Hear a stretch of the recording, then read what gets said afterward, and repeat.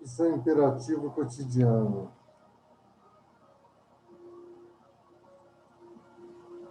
Não se pode, em nenhum caso, repousar nos conhecimentos já adquiridos ou sobre os discursos inteiros aprendidos na memória, de memória. Não se pode nem mesmo contentar-se com o estudo profundo que teve lugar ontem, da mesma forma que não se pode viver hoje do oxigênio respirado ontem, pois a vida é um processo ininterrupto. O mesmo vale para a vida no sentido literal. Se alguém deseja estar vivo no domingo e na terça-feira, porém, entre essas duas datas, na segunda-feira, prefere descansar da vida, compreende-se então facilmente que se arrisca, Deus nos livre, a jamais alcançar a terça-feira. Antes de mais nada, deve ficar bem claro que tudo isso necessita ser traduzido no comportamento concreto e refere-se a cada um em particular. Dirige-se a cada um, não como pode ter estado ontem, mas como se levantou hoje, depois que Deus devolveu-lhe sua alma. Cada um é considerado, de fato, a cada manhã, como criatura nova. É conveniente, então, renovar seu laço com a vida. Isto é possível graças a um estudo fixo da Hassidut, empreendido com ardor igual àquele que aborda este estudo pela primeira vez. Empreendido com um ardor igual àquele que aborda este estudo pela primeira vez. Então, e somente então, o dia será pleno de calor e claridade como deve ser. Capítulo 7. Tal é, portanto, o carvão da Hassidut que está ligado à terra, ou seja,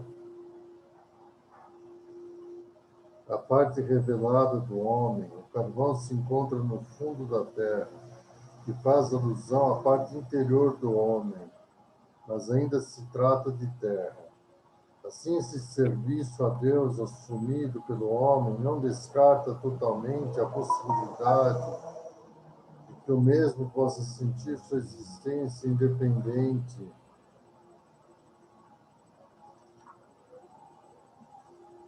contra esta.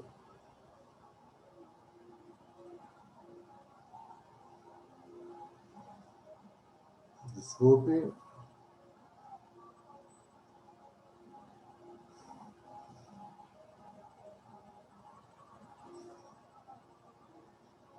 Capítulo 7. Tal é, portanto, o carvão da Hassidut que está ligado à terra, ou seja, a parte revelada do homem. O carvão se encontra no fundo da terra, que faz alusão à parte interior do homem, mas ainda se trata de terra. Assim, esse serviço a Deus assumido pelo homem não descarta totalmente a possibilidade de que o mesmo possa sentir sua existência independente. Certamente ele serve a Deus com grande calor, mas ainda muda sua personalidade e vai contra sua natureza e seus hábitos, liberta-se de seus limites, não perde, entretanto, seu eu. E é este eu que ama a Deus. Ele sente fortemente,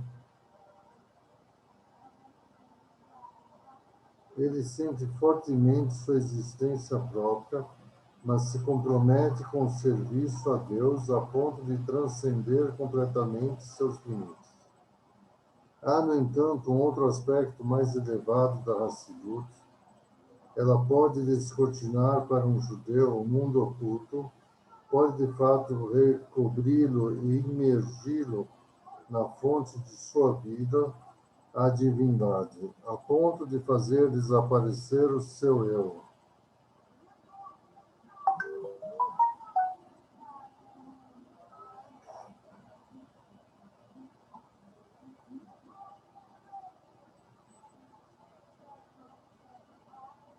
A ponto de fazer desaparecer o seu eu.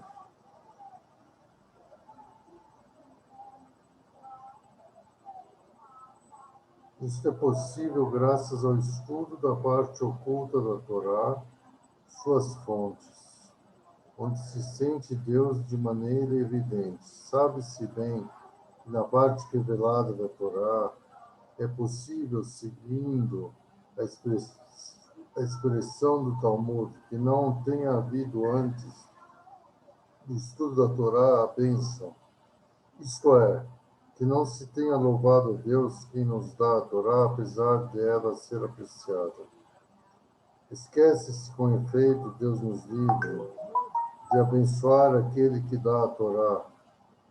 Ao contrário, na parte oculta da Torá, Deus reside de maneira evidente.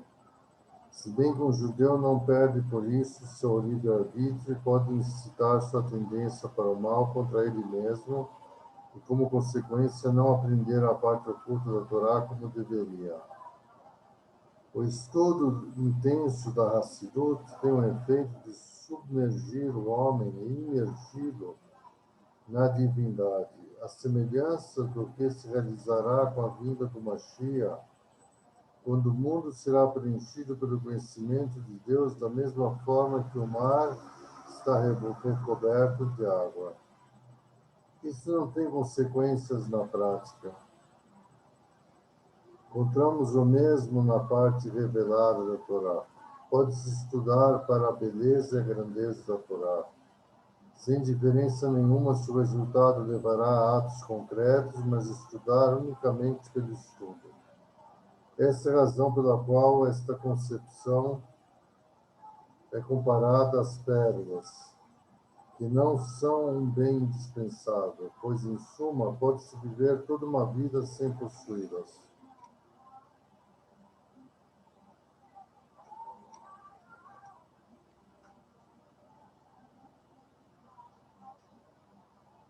Agora, antes do capítulo 8, vamos fazer a bênção do estudo da Torá, em hebraico.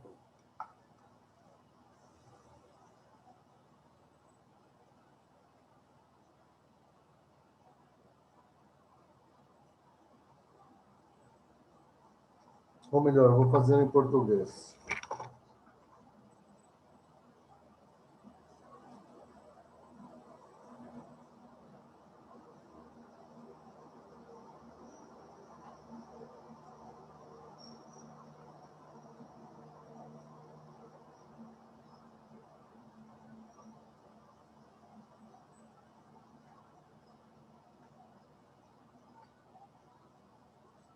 Para que todos entendam, farei a bênção em português. Certo, amigos?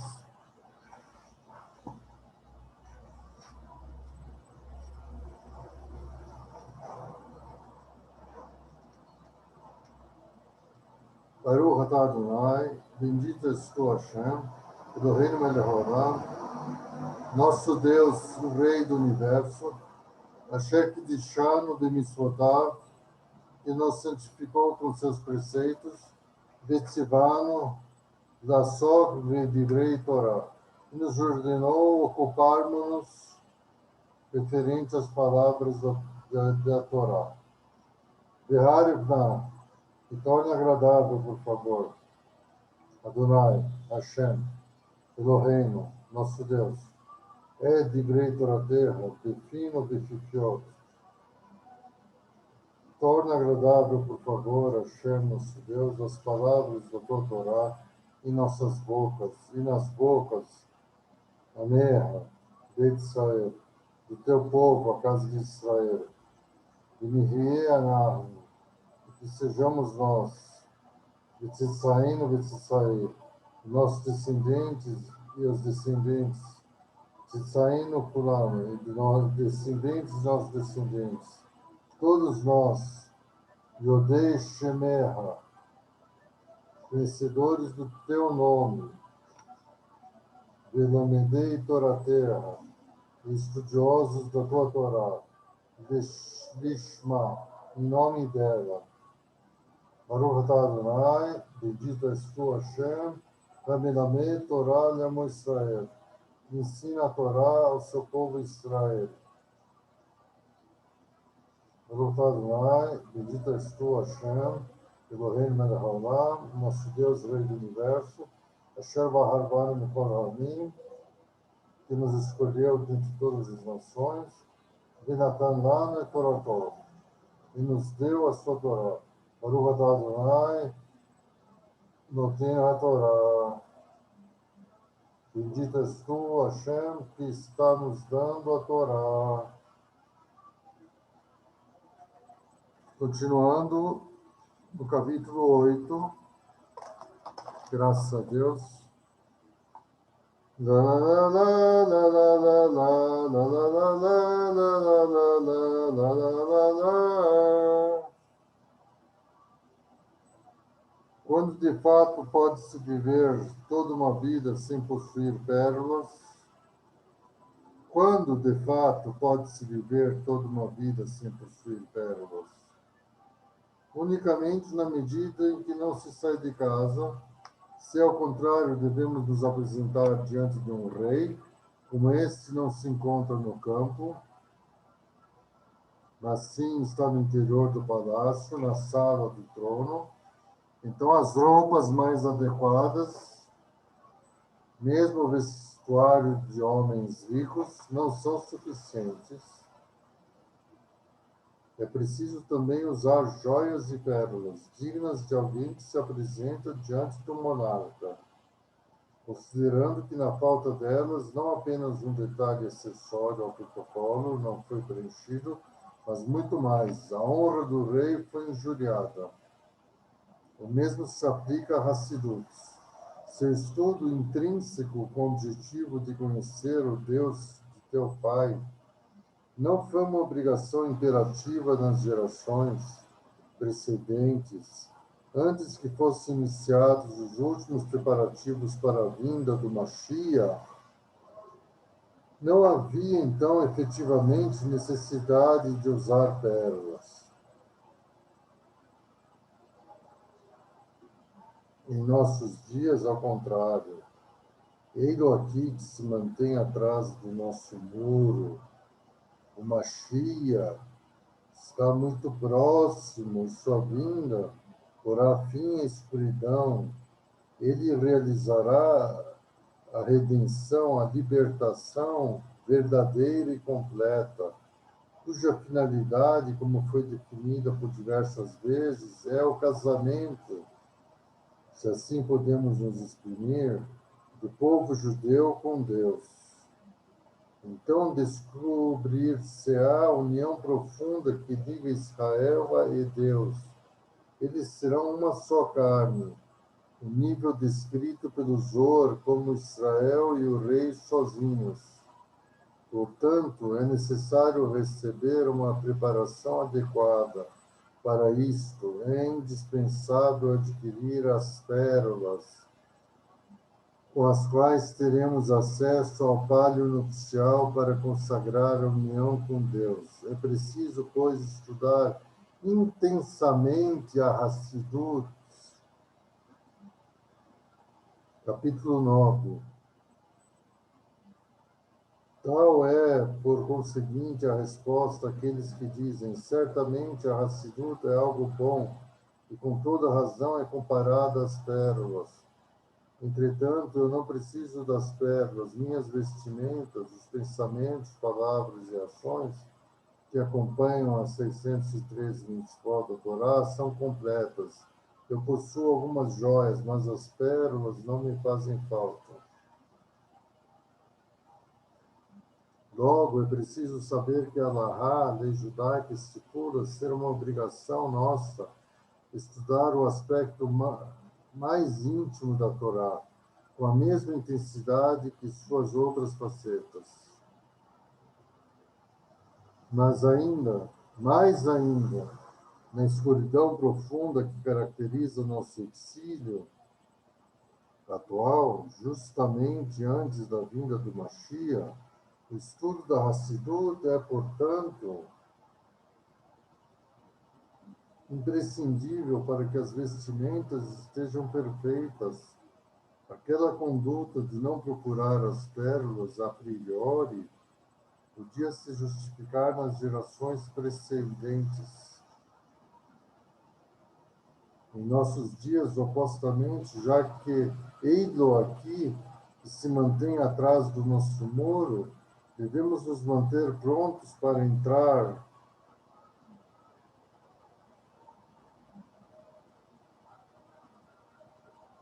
sob o palio nupcial com Deus. Como se pode, portanto, pretender que não se persiga as pérolas? O Zohar compara o povo judeu nos tempos de exílio a uma noiva que se encontra num curtume. Pelo grande amor a ela, Deus, o noivo, está disposto a não atentar para o mau odor do exílio e vai ao encontro de sua noiva, o povo judeu.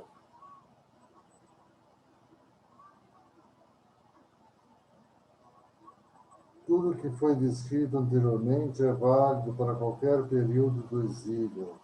Nós vivemos, entretanto, tempos onde o exílio deve chegar ao fim, o desenlace estando próximo. Por isso, podemos daqui por diante desfrutar da luz como nos últimos dias do exílio do Egito, quando havia luz para todo o povo de Israel, bem no meio da chaga da escuridão. Devemos, pois, manter-nos prontos para a redenção verdadeira e completa.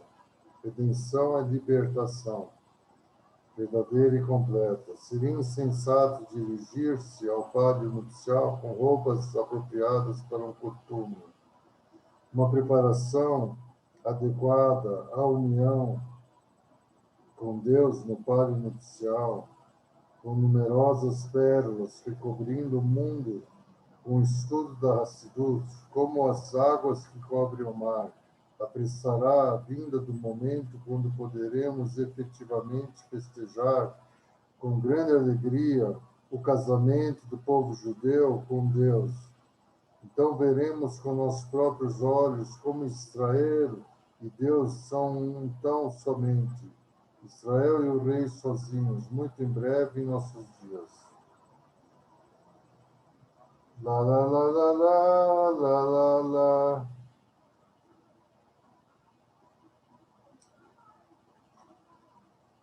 Bom, amigos, continuamos na próxima.